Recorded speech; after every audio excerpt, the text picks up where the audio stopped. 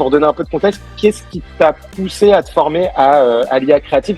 C'était quoi le déclic pour toi? Alors, moi, déjà, je suis très curieux de base, donc je m'y intéressais de moi-même depuis 2 ans.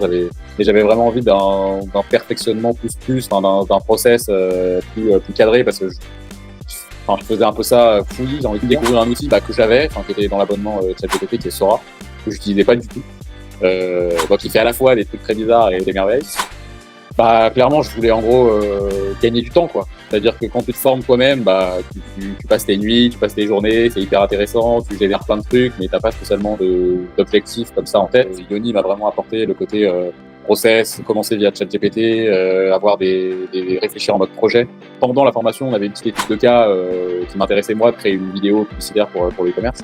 Et du coup, c'était concret, quoi. En gros, on se mettait sur cette étude de cas et on travaillait pendant la formation. On faisait pas que du théorique.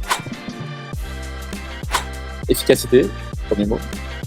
Application, je dirais en deuxième mot, même si c'est pas un adjectif un peu qualificatif, mais c'est le mot auquel je pense quand je pense à la formation. Et bienveillance, je dirais. Parce que c'était dans un cadre sympa, quoi. C'était pas on n'est pas à l'abattage, quoi. On n'est pas à la minute près. Si ça dure 2 heures et que ça dure 2h22, ça dure 2h22. Et puis Yoni est hyper pédagogue, il montre plein d'exemples.